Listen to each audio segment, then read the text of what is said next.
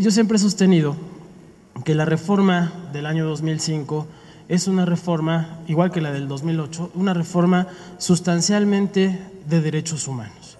El parteaguas que da lugar a todos estos cambios, no solamente en México, sino en el mundo entero, que es la Convención Internacional de los Derechos del Niño, es en realidad un punto de partida, pero también es un punto de llegada, ¿no? Desde otra perspectiva, la Convención implica un punto de llegada de diversos procesos que han tenido lugar en los últimos 30 años o 40 años, sin los cuales no sería posible entender cuál es el sentido de esa reforma, porque esa reforma no fue producto del capricho del legislador ni de la necedad de UNICEF, sino que es parte de un par de procesos que han venido sucediendo, insisto, a lo largo de estos 40 años, que le dan contexto a la reforma. Uno de esos procesos es lo que los expertos en materia de derechos humanos denominan el proceso de multiplicación y especialización de los derechos humanos, ¿no? O sea, un momento en el cual el tema de los derechos humanos es visto a partir de la multiplicidad de víctimas de derechos humanos que se producen en las relaciones cotidianas de las personas. El otro gran proceso tiene que ver con esta importante reflexión que empieza desde los juicios de Nuremberg a hacer un replanteamiento del Estado. ¿Qué Estado queremos en una sociedad en la que buscamos respeto por la identidad de las personas? Creo que no me equivoco si digo que la Convención de los Derechos de la Infancia es uno de los primeros instrumentos que plantea este cambio, ¿no? Cuando hablamos de justicia juvenil, solemos enmarcar la discusión, lo hemos hecho así durante muchos años, entre el tutelarismo y el garantismo, ¿no? Pero en realidad los referentes de estos dos modelos tienen que ver con dos concepciones distintas del Estado, ¿no?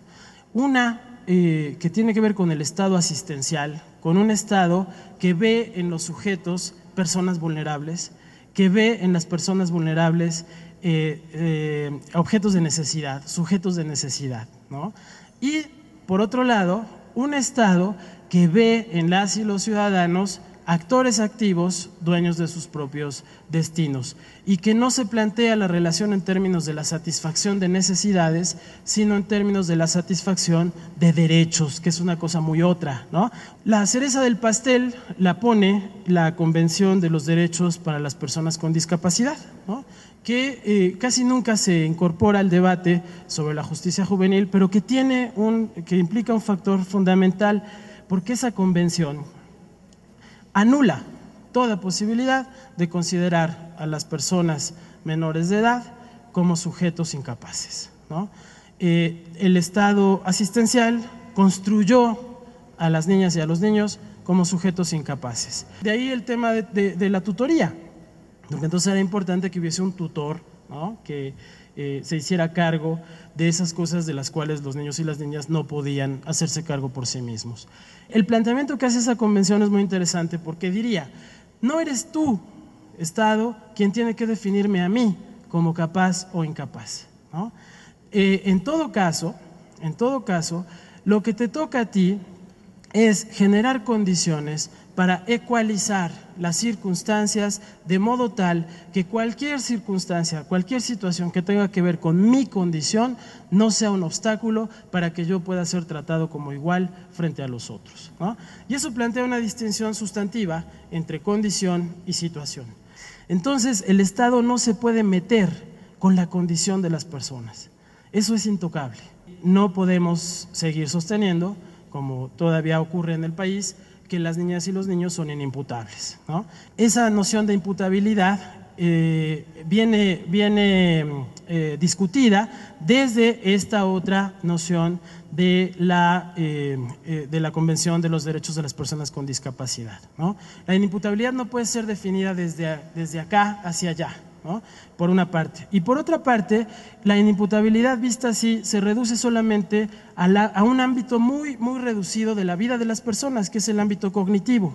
En el fondo se revela como una condición para ponerlos afuera, ¿no? De un sistema de protección de garantías que los adultos sí tenemos. Ese es el fondo del debate que originó todas las reformas en materia de justicia juvenil ya desde hace más de una década.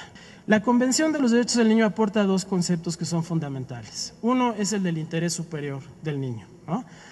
En la lógica de lo que hemos platicado, en el contexto de lo que hemos platicado, ese interés superior del niño no se define desde el adulto, no puede ser definido desde el adulto. Esa es una interpretación asistencial del concepto, ¿no? El interés superior del niño solo puede ser definido en función de sus derechos. El segundo concepto importante es el de autonomía progresiva, ¿no? Que está en función de lo que comentaba yo sobre la Convención de los Derechos de las Personas con Discapacidad. Es decir, la autonomía se va consiguiendo de manera progresiva. No tiene que ver con la capacidad de los niños, sino con la situación en la que están. Por eso es que todos estos reformas han dejado un ámbito en el que no hay responsabilidad penal, pero no es que haya inimputabilidad, ¿no? No es que se considere a las niñas entre 0 y 10 años como inimputables, no. Lo que se considera es que el Estado renuncia a la posibilidad de exigir responsabilidad penal a un niño entre 0 y 10 años, porque está claro que el Estado no puede garantizar que ese niño entre 0 y 10 años pueda hacerse responsable de la comisión de un delito. Lo que se considera pertinente es que haya una responsabilidad limitada, ¿no?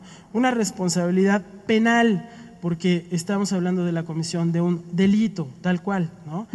Solamente que con una respuesta del Estado que es menos intensa que la que se plantea para un adulto, por múltiples razones, pero entre otras porque, por ejemplo, si la respuesta del Estado es la privación de libertad, el tiempo psicológico no es el mismo para una persona que tiene 15 años, 16 años, el tiempo de encierro de 10 años no es lo mismo para alguien que tiene 16 o 17 años que para alguien que tiene 40 o 45 años. Por otro lado, porque también se plantea la necesidad de que estos sistemas no sean sistemas punitivos, ¿no? O no sean esencialmente punitivos. Sí estamos hablando de castigos, sí estamos hablando de que se castiga el delito, ¿no? Pero un componente también preventivo, socioeducativo. Con eso tenemos varias características para estos nuevos modelos. Uno es la idea de límites claros, límites para el Ministerio Público, límites para los jueces, límites para la defensa, límites para quienes se hacen cargo de la ejecución, que trataré en un momento.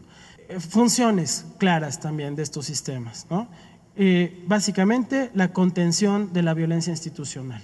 Estos sistemas no sirven ni deben de ser pensados, como nunca lo ha sido el derecho penal desde su origen, como sistemas destinados a reducir la delincuencia. Y la última característica que apunto es la finalidad, ¿no? Que es restaurativa, es decir, se orientan estos modelos hacia el objetivo de lograr una justicia no punitiva o no esencialmente punitiva, sino una justicia restaurativa. Que estos modelos son modelos de libertad, no son modelos que estén pensados para encerrar jóvenes, ¿no? Ese es un error y todos sabemos, todos y todas sabemos que cuando encerramos personas pasan cosas extrañas. Y de eso tenemos una historia documentadísima, 200 años de cárcel o 300, ya ni sé cuántos, que dan cuenta de cómo la cárcel sirve para degradar, de cómo la cárcel jamás ha servido para readaptar. No creo que nadie, honestamente, hoy piense que la cárcel puede readaptar a nadie, ¿no? Y al contrario, sirve para generar nuevos escenarios de mayor violencia. Atendiendo a esa finalidad restaurativa, el tema de la ejecución, y con ese voy a ir ya cerrando, se convierte en fundamental. Porque todavía es ahí en donde incluso en los modelos más avanzados en Latinoamérica se cuela la mirada asistencial, ¿no? Lo que hay que construir son modelos que nos permitan mostrarle a los jóvenes y a las jóvenes que hay un camino de legalidad que se puede seguir y que tiene trascendencia. Estas medidas tienen que tener límites claros. El debido proceso no se acaba en la sentencia, tiene que seguir hasta la ejecución. La decisión de libertad o no de los jóvenes no queda ni debe quedar en manos de los técnicos, queda y debe quedar en manos de los jueces, ¿no?